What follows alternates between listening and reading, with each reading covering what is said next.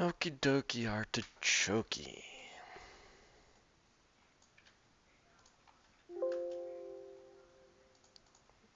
Read now. Okay.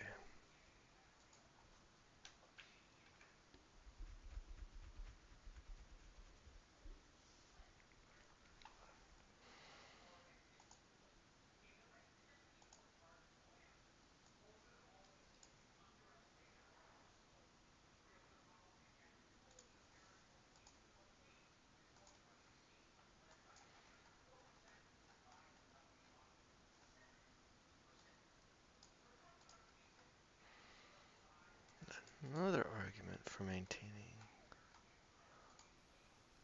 Selecting a path to sortition continued from The Trouble with Elections, Everything We Thought We Knew About Democracy is Wrong by Terry Beretius, Chapter 17.2. Purported political expertise. Another argument for maintaining elections in a bicameral legislature with a sortition chamber is the presumed political expertise of elected officials. I debunked this notion in Chapter 13. I am not aware of any compelling evidence that elections are effective at selecting individuals with competence at governing. James Surovicki, in The Wisdom of Crowds, points out that we shouldn't believe people are more experts simply because they assert as much. The feeling of certainty is that one is right, just as often signals a lack of intellectual humility. Failure to recognize one's ignorance impedes deliberation and stunts the growth of actual expertise. Studies have found. I don't know about that. No significant difference between liberals and conservatives in this regard, but it seems likely that some individuals from across the political spectrum for us tend towards harmful intellectual arrogance rather than beneficial humility. Moreover, we should not conflate political campaign expertise and policy expertise. Often legislators' policy expertise is superficial or narrowly confined to a handful of issues with which their particular committees deal. In fact, it is well documented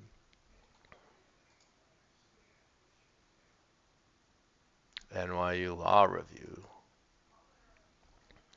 that most expertise resides in the professional staff and lobbyists who draft nearly all bills, rather than in the politicians themselves.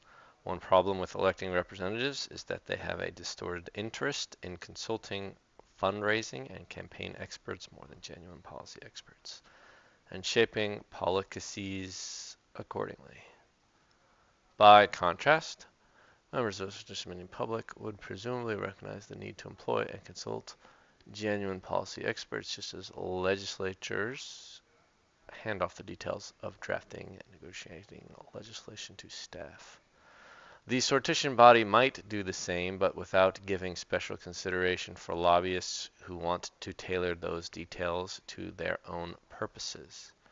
Even assuming allotted citizens start out with cognitive biases comparable to those of elected representatives, it is far more feasible for a mini public to require a well-designed deliberative architecture to dampen what Helene Landmore refers to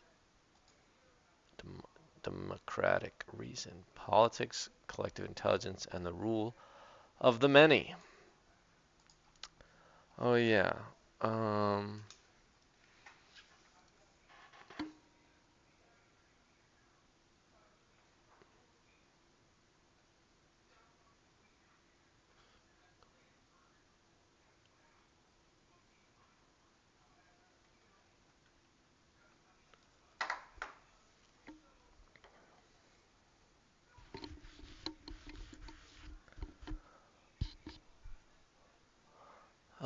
as the known cognitive biases of human beings rather than exacerbate them. Citizen deliberators can also more feasibly be required to have training that minimizes psychological traps. Carrie Morwedge and colleagues. I want a study on how many people read this and read any of these studies. How about that? Who studies the studying? It's who studies the studying of the studies.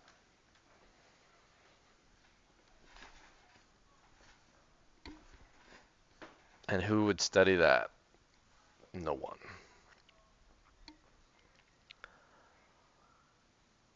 Training can successfully reduce cognitive bias in both the immediate and long term. Overcoming cognitive biases, motivated reasoning, and automatic judgments creates a more confident environment. Strategic benefits are lost if paired with elections, even if maintaining elections provides nothing beneficial. However, some might reason that the benefits of sortition, if added to elections, would ameliorate elections' harms and still result in a net improvement. Since eliminating elections is a daunting task, adding a sortition body in a hybrid bicameral system seems more achievable. The hope would be that adding a sortition element to elections could make at least marginal improvements.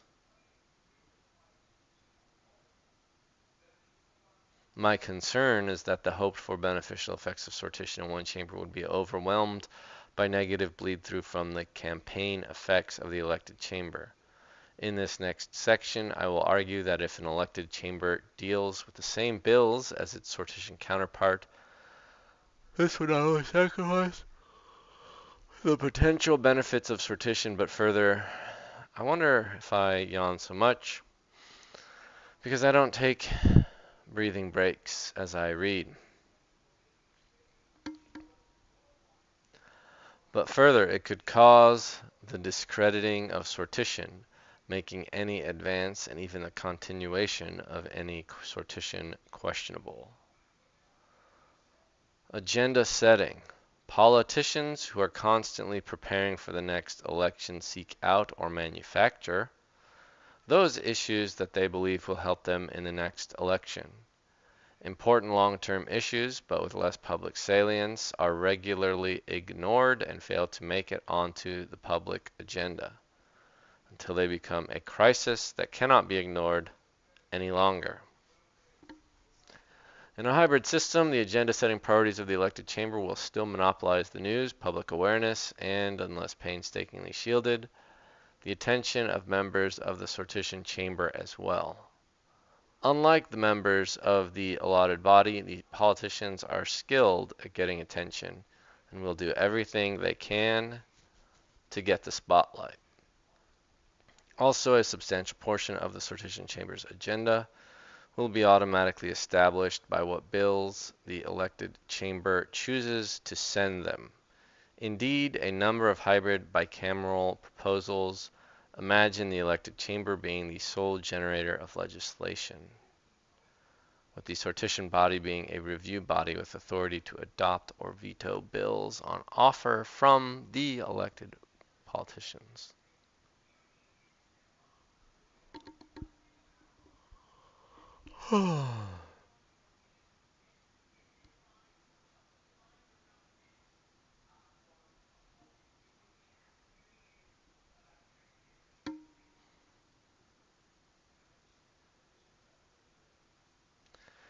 Even if the sortition chamber is empowered to initiate its own bills, the agenda will be warped by media and public attention, shaped by partisan exigencies. In Chapter 3, I highlighted Murray Edelman's analysis.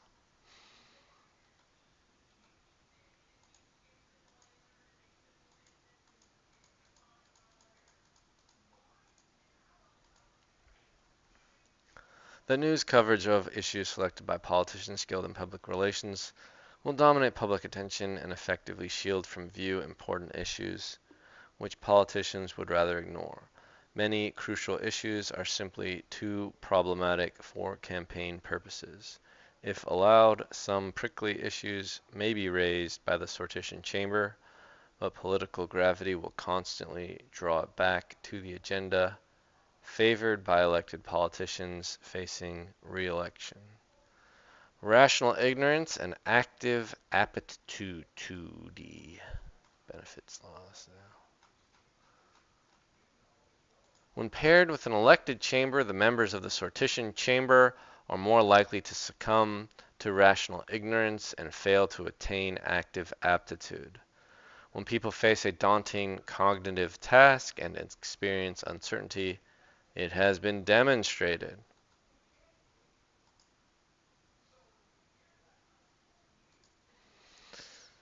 And it's also when you see all these citations,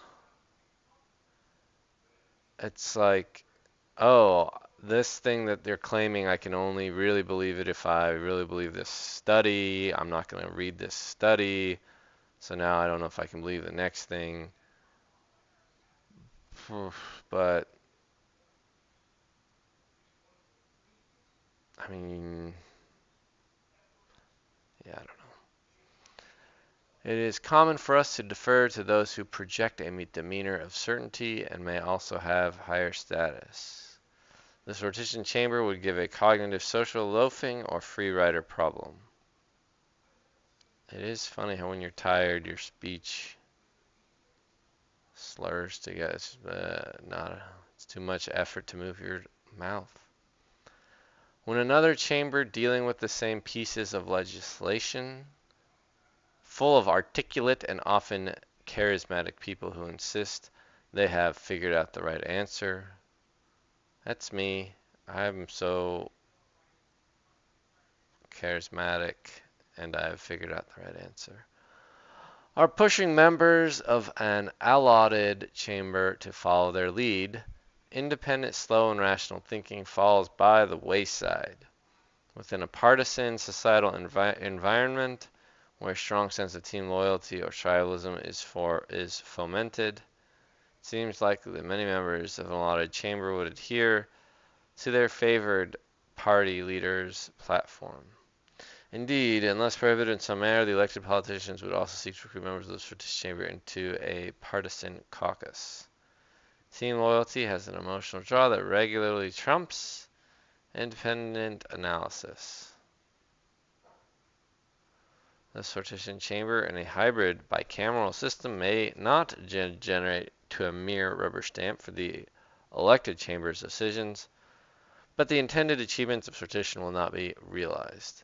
This loss of active aptitude underlies a whole host of other losses of anticipated sortition benefits, including the tapping of diffuse knowledge and collective intelligence, as well as independent judgment and the wisdom of crowds.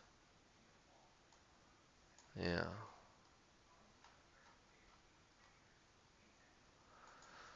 Other benefits lost: the descriptive representativeness and diversity of cognitive styles. Should I go drink a Coca-Cola to caffeinate myself?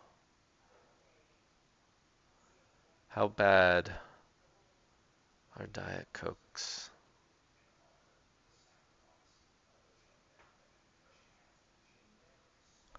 I don't know what to believe.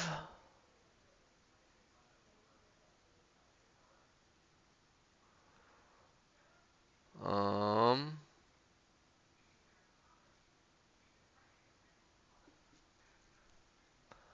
I'm gonna go get one. Be right back.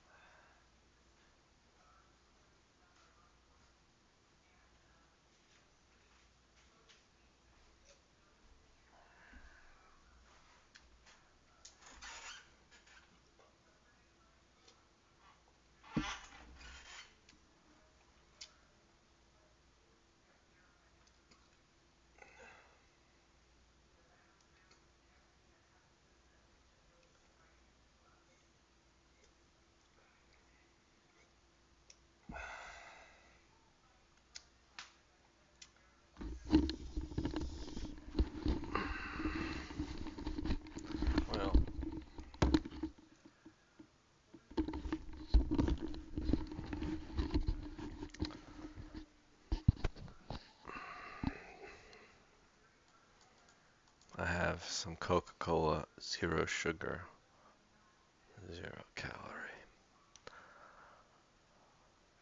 Lots. Was the anti-corruption measures integrated carefully designed to promote securities against misrule. Mm-hmm. Is one of its most appealing characteristics. Continued elections, however, risk corrupting the lawmaking process as a whole. It is possible that the sortition chamber could draw attention to that corruption, but contrary to the maxim that sunlight is said to be the best disinfectant, experience suggests this is not an effective deterrent. Shining light on institutionalized corruption, excuse me, is not enough. Yeah. If we set aside the concerns raised above and assume that all the negative consequences of maintaining an elected chamber could be dealt with through careful design,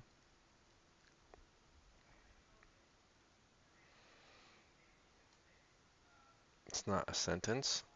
If the sortition chamber is not a rubber stamp, what happens when the two chambers disagree about an important bill? In cases where both chambers are elected, they tend to have a nearly equal power relationship. But what would happen when one chamber is made up of people identified as chosen leaders and one is made up of a random assortment of ordinary people? We can get an inkling by looking at countries where one chamber is elected and the other is not, such as the House of Lords in the UK or the Senate in Canada. In these cases, the bodies are not equal. The elected chamber is preeminent, even though the lesser body has the ostensibly prestigious title of upper house.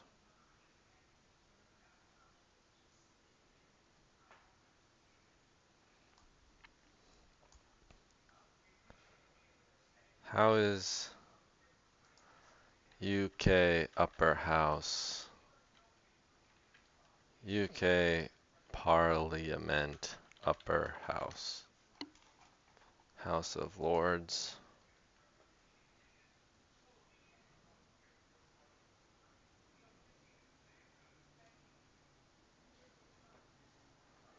They're appointed for life. Hereditary membership was limited. Internal.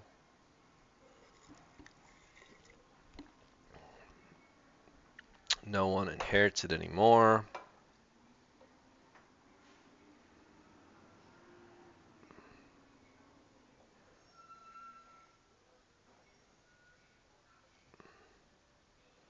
Lords spiritual, lords temporal. Hmm.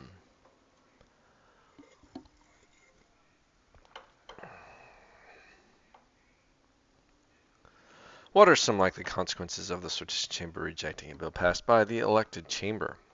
The two chambers would have a fundamentally different and conflicting basis for claiming legitimacy, which might be summarized by the term popularized by Bernard Manin as the principle of distinction. In the case of an elected chamber, and what Aristotle termed the principle of equality and likeness. In the case of the sortition one.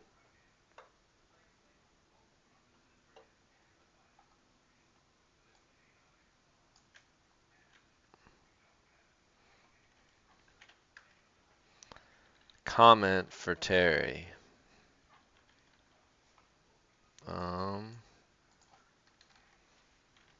Grammar issue, not complete sentence.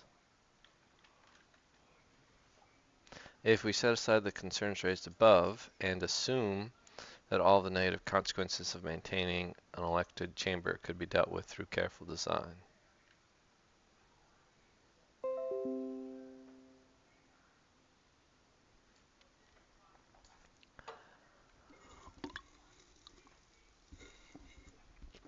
All right.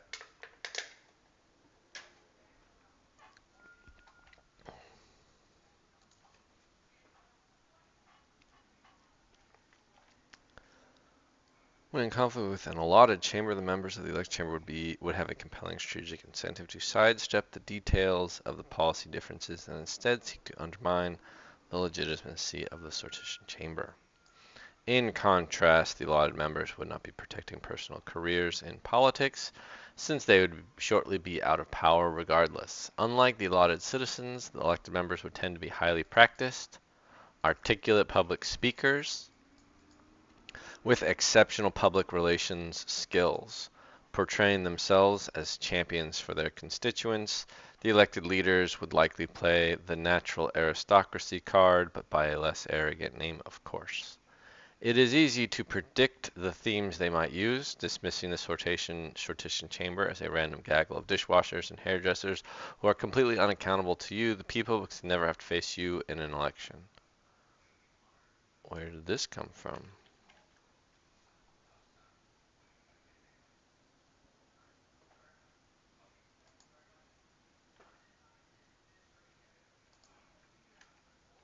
What is this gaggle of dishwashers from? Damn.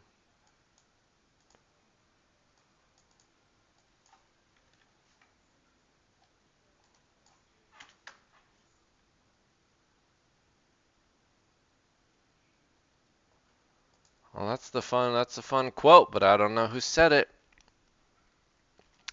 We're still the natural hostility of elected representatives towards any sortition threat to their power, and a hybrid system makes the evolution towards a sortition democracy along this bicameral path extremely unlikely.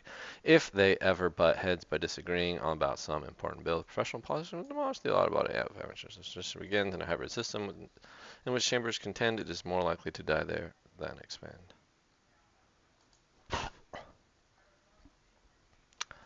Um, first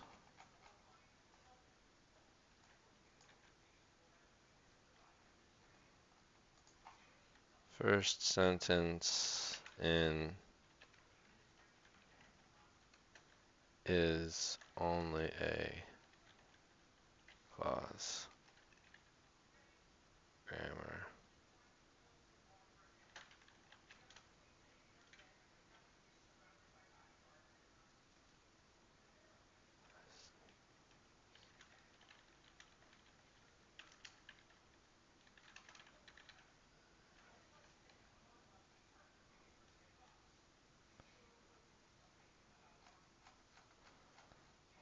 If we set aside the concerns raised above and assume that all of the negative consequences of maintaining elected chamber could be dealt with through careful design,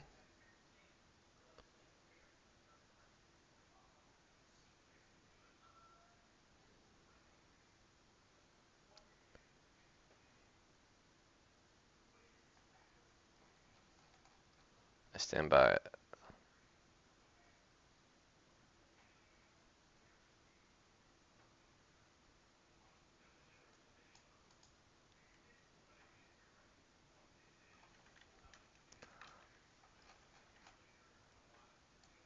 I will post it here so if he edits it, other people will know.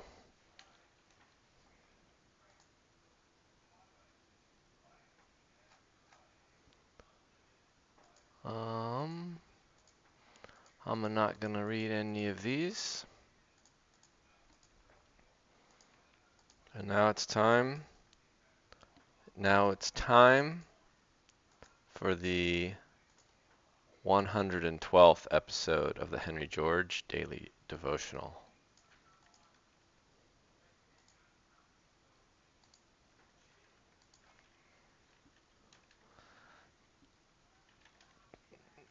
Daily Devotional for you, live now to John Watson. Still doing this all for John. He thought we had left him behind, but this has been in all of my posts. My name is Max and I'm a Georgist. I'm recording these readings because my friend John didn't like the free audiobook available of Progress and Poverty. And it is my mission to make John a Georgist. This will be episode 112. We have not titled it yet. We are in Book 10, Chapter 3, The Law of Human Progress, The Law of Human Progress. And we continue here. George writes, European civilization differs in character from civilizations of the Egyptian type. Hmm. Is this? No, we finished. We finished. Yes. No, yes. We're here now. We finished chapter 3. Oops. Copy the share button. The triple molecules. We are in chapter 4, How Modern Civilization May Decline. And if you happen to be living about 150 years after George wrote, we can think about it in terms of our civilization. George writes, the conclusion we have thus reached harmonizes completely with our previous conclusion.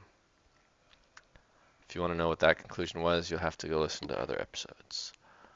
Something to do with association and equality, otherwise known as justice. This consideration of the law of human progress, and of course, when George was writing, equality uh, we didn't have, like, what are the terms people now? Egalitarianism, or you know, equality or equality of opportunity. It's, yeah, the meanings weren't quite as nuanced, or well, I don't know. To know what he means by equality, you should listen to all of the 111 episodes that came before. Basically, I would say it would be equal access to land and the nature's bounty, and full reward of your fruits of your labor. Um, and then he doesn't talk that much about jurisprudence.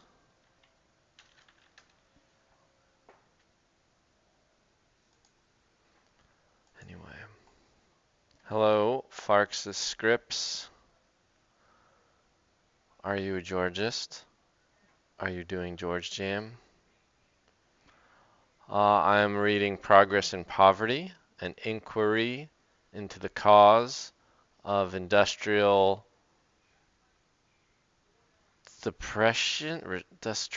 how do I never remember this?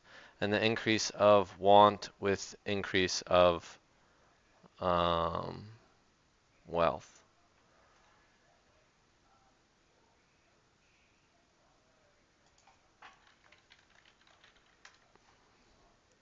An inquiry into the cause of industrial depressions. Yeah, he does use the term depressions. I don't know why I hesitated. An increase of want with increase of wealth. George writes. The consideration of the law of human progress not only brings the politico-economic laws, which in this inquiry we have worked out, within the scope of a higher law, perhaps the very highest law of our minds can grasp, but it proves that the making of land common property in the way I have proposed would give an enormous impetus to civilization, while the refusal to do so must entail retrogression.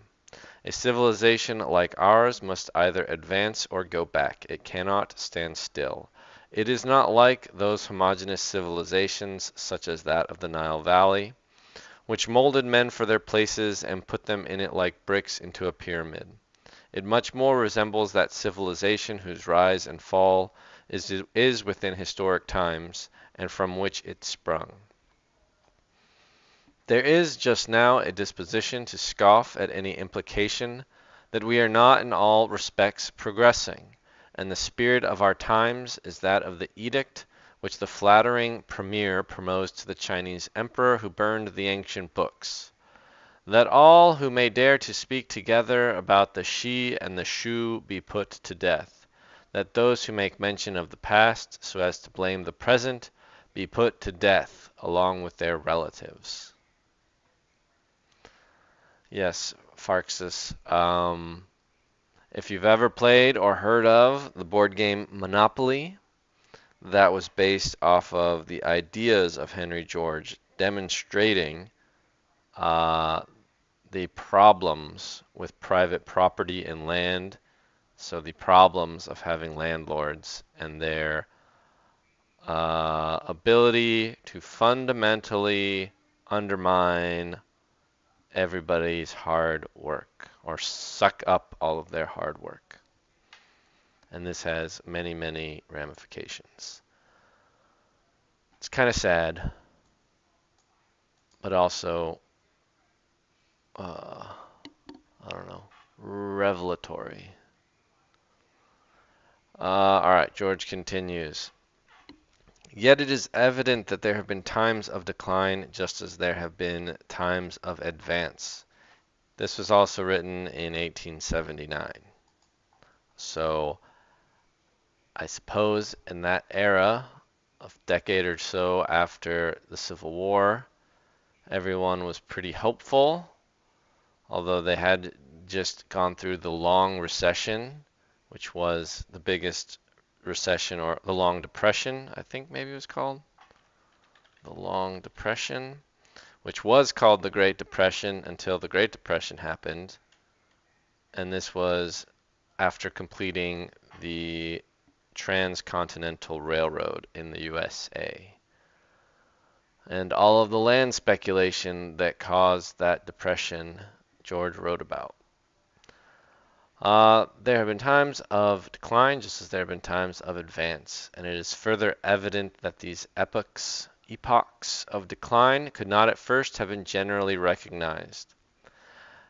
He would have been a rash man who, when Augustus was changing the Rome of brick to the Rome of marble, when wealth was augmenting and magnificence increasing, when victorious legions were extending the frontier, when manners were becoming more refined, language more polished, and literature rising to higher splendors, he would have been a rash man who then would have said that Rome was entering her decline.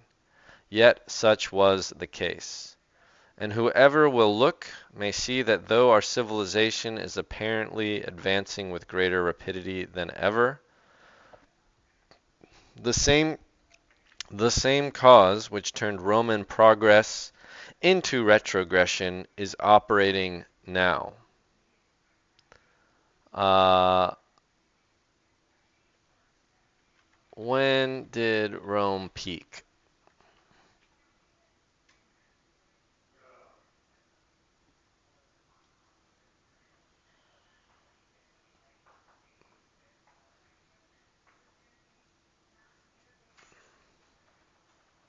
I don't know, but it took hundreds and hundreds of years for it to collapse. The decline was long and slow. And whoever will look may see that though our civilization is apparently advancing with greater rapidity than ever, the same cause which Roman progress turned Roman progress into retrogression is operating now. What has destroyed every previous civilization has been the tendency to the unequal distribution of wealth and power. This same tendency, operating with increasing force, is observable in our civilization today, showing itself in every progressive community and with greater intensity. The more progressive the community, and with greater intensity, the more progressive the community. Wages and interest tend constantly to fall, rent to rise, the rich to become very much richer, the poor to become more helpless, and hopeless, and the middle class to be swept away. I have traced this tendency to its cause, private property in land. I have shown by what simple means this cause may be removed, a full land value tax. I now wish to point out how, if this is not done, progress must turn to decadence and modern civilization decline to barbarism. As above, as have all previous civilizations. I don't know where I got above. It is worthwhile to point out how this may occur, as many people, being unable to see how progress may pass into retrogression, conceive such a thing impossible. Gibbon, for instance, thought that modern civilization could never be destroyed because there remain no barbarians to overrun it, and it is a common idea that the invention of printing, by so multiplying books, has prevented the possibility of knowledge ever again being lost. Yeah, there's always this issue when you're on the forefront of innovation or technology to be like, this time it's different, this time it's different. Um, and that kind of argument is pretty hard to disprove, but all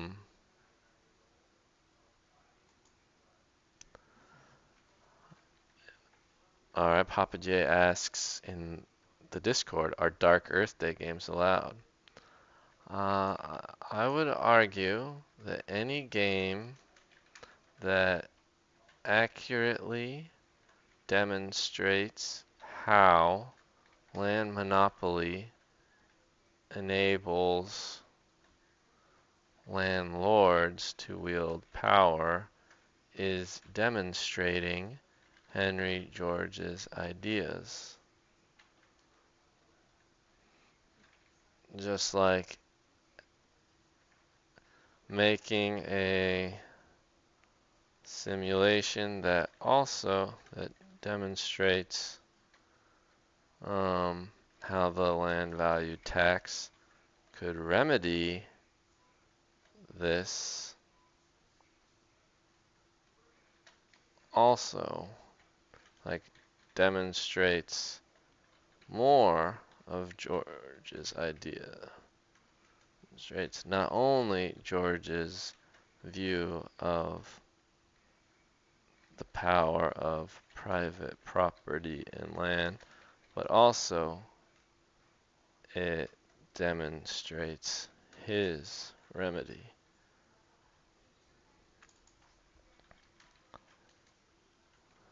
In some sense, it's a more full Georgisty game.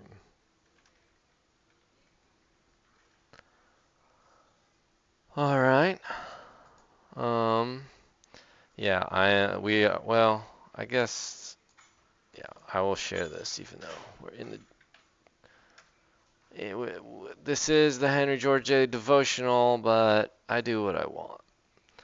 Here is the George Jam that is ongoing at the moment. And it's about making games that demonstrate Georgism, similar to how the Landlords game did, which we know as Monopoly. The original Landlords game was designed by Lizzie McGee in 1904.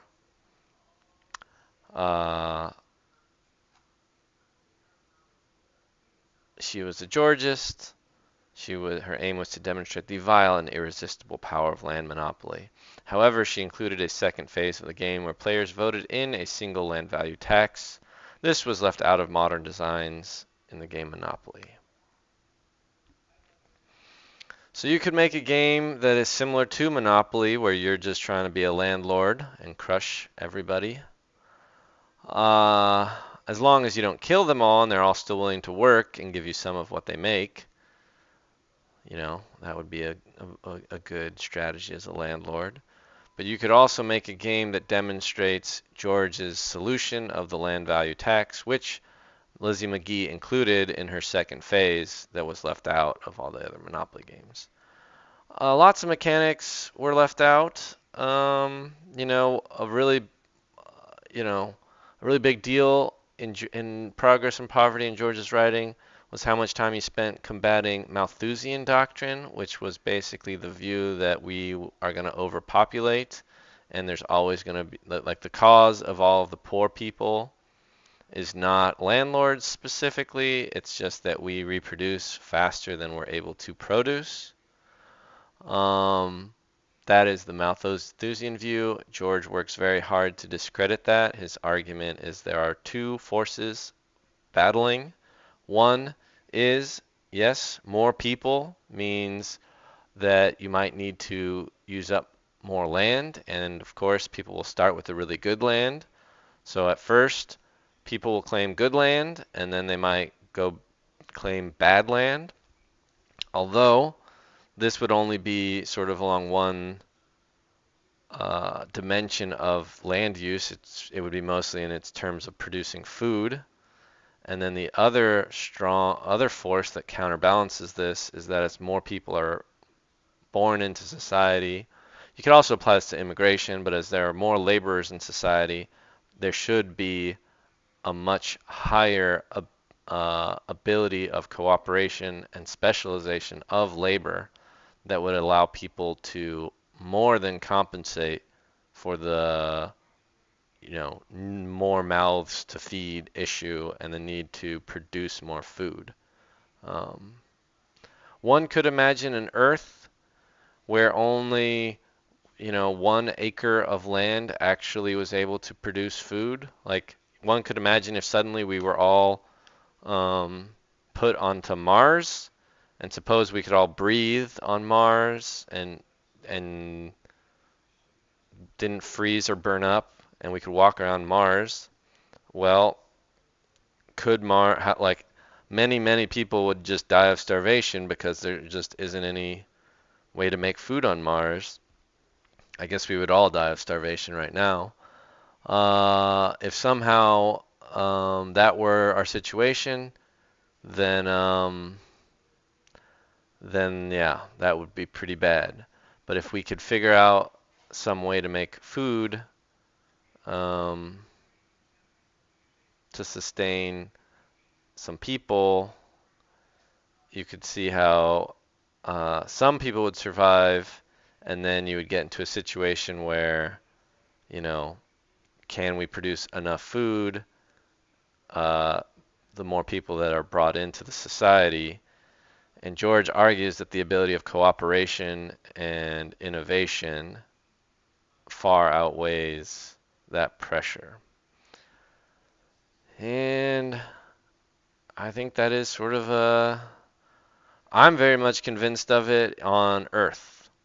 Like in George's time, people, the Irish potato famine had happened a few years before, and everyone was saying Ireland is only able to support like some amount of people. And now clearly Ireland supports like 4 or 10 times more than that amount of people. I don't know, something like that. Anyway, that is a big part of George's ideas, combating Malthusianism, and that's not really addressed in The Landlord's Game. That was quite a tangent. All right, back to the decline of civilization. Yeah, the idea that books will never let knowledge be lost ever again. The conditions of social progress, as we have traced the law, are association and equality. The general tendency of modern development since the time when we can first discern the gleams of civilization in the darkness which followed the fall of the Western Empire has been toward political and legal equality, to the abolition of slavery, to the abrogation of status, uh, the act of abrogating, repeal by authority, the act of abrogating an official or legal cancellation, to the sweeping away of hereditary privileges, to the substitution of parliamentary for arbitrary governments, although now we need to improve on this with sortition, given all of the flaws we have really seen in parliament in the past couple hundred years. To the right of private judgment in matters of religion, to the more equal security in person and property of high and low, weak and strong, to the greater freedom of movement and occupation, yes, immigration, of speech and of the press, although this is a precarious situation. The history of modern civilization is the history of advances in this direction, of the struggles and triumphs of personal, political, and religious freedom. And the general law is shown by the fact that just as this tendency has asserted itself, civilization has advanced, while just as it has been repressed or forced back, civilization has been checked. Um, yeah, we've been going for about 20 minutes of recording time, so I'm going to end the devotional right there. So, that was definitely a lot of my talking, but that's okay.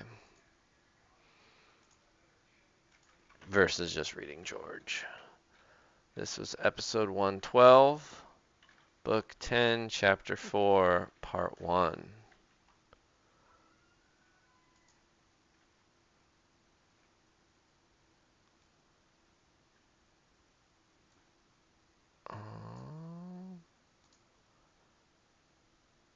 New episode. Yeah, so I do these progress and poverty readings most weekdays. I don't know what I'm going to do when I finish the book. I'm, just trying to promote the ideas of George and the idea of sortition, which is forming legislative bodies by random selection. Um, because I think these things are really the only way we can bring bring about justice and eliminate suffering in our societies at a broad scale. I think you can always bring about some justice and alleviate suffering in your local sphere of influence. Um, oh, nice. Yeah, the George Jam Discord server is just the Georgist server. There's a couple. I mean, there's the Georgism server and GeoPractice server. But it's that's the main one. All right, what did we just read? We read that civilizations decline while wealth is, I don't know, still being, yeah,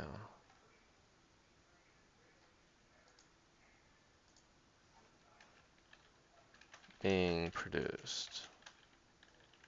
I mean, I don't know. That's kind of simple. Um, Rome began to decline well before it was noticed.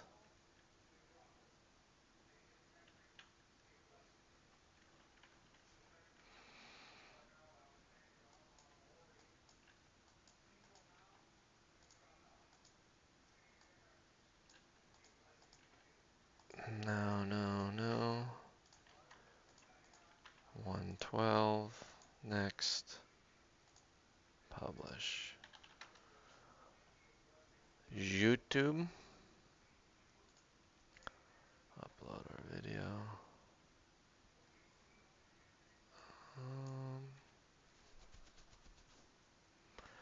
Um, to join the server, or after you join the server, you do need to respond to get the visitor role so you can see all of the channels.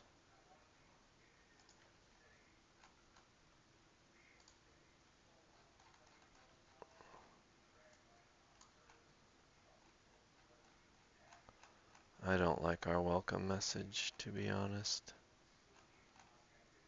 Wait, I don't get it. Oh, all of the streamer modes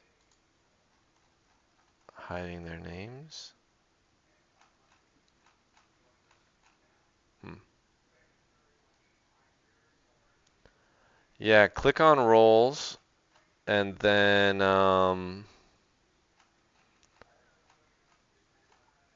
you can pick at the top, at the very top, you can pick your continent and then you can wave on the other one to get visitor. I also am capable of, let's see,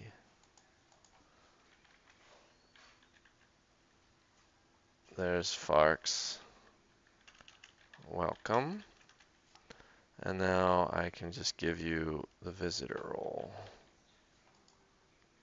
And I'm just going to give you the George Jammer role.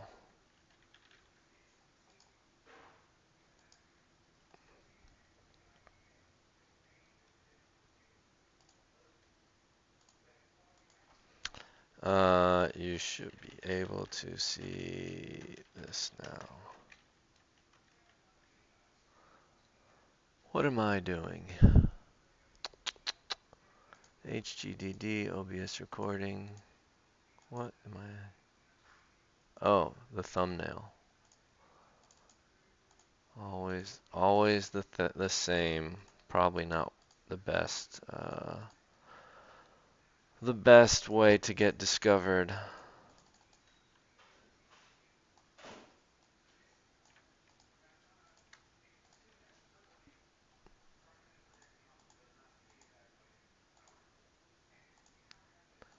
Um, had you heard of Georgism before, or why did you what brought you to me?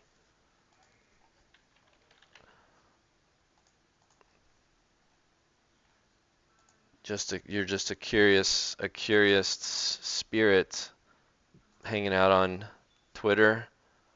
Am I under what category? I'm under like just chatting, or I don't know what I'm under, but I'm about to change it. Maybe I'm under software and game development. Because here we go. Developing software and games. Yeah, you, Farks. Where did you, just curious how you, like you didn't come from the Georgism server, so I was a little surprised. Stream and free stream channels.